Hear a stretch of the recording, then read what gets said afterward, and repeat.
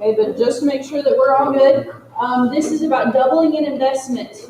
You invest $500 at an annual interest rate of 6.75% compounded continuously. What do we automatically think? Hurts. Very good. Okay. How long will it take for your money to double? So what is P? 500. What is E? Thank you. What's the rate?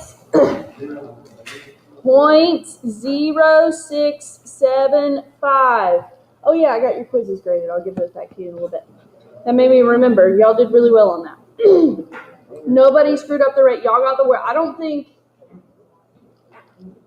there were like 2 people that missed a little bitty part of the word problem on the back, but that was it. All right. What is T?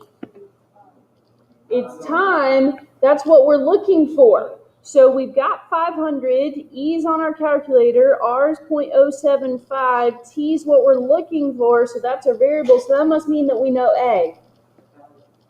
Thank you. They didn't give it to us. They didn't tell us it in the problem. We're out of numbers in the problem. But it says, how long will it take for your money to double? If we started with 500, then we're ending up with 1,000.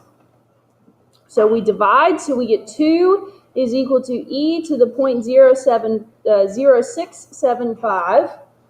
What do we do here?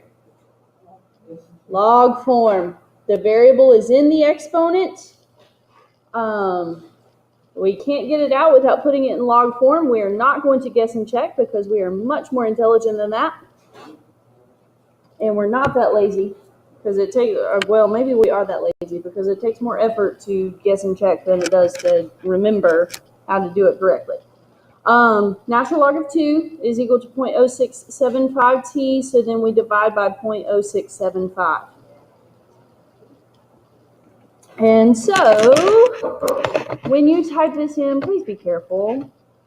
Y'all, we're in a bad habit. We don't like to close parentheses. You gotta close parentheses. If you type this in all at one time, you have to close the parentheses or you're not gonna get the right number, okay? So, a little bit more than 10 years.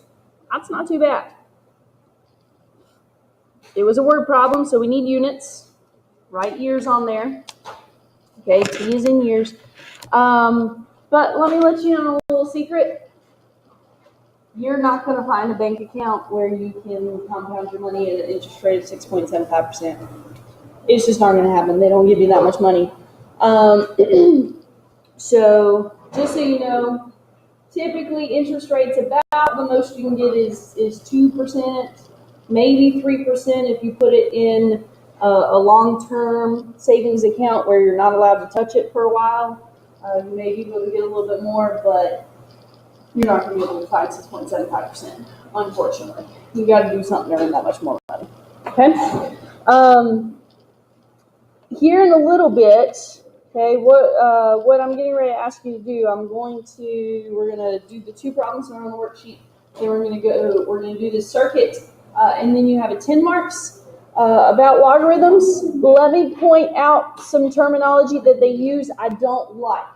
Okay, they're going to ask you to solve an equation kind of like this.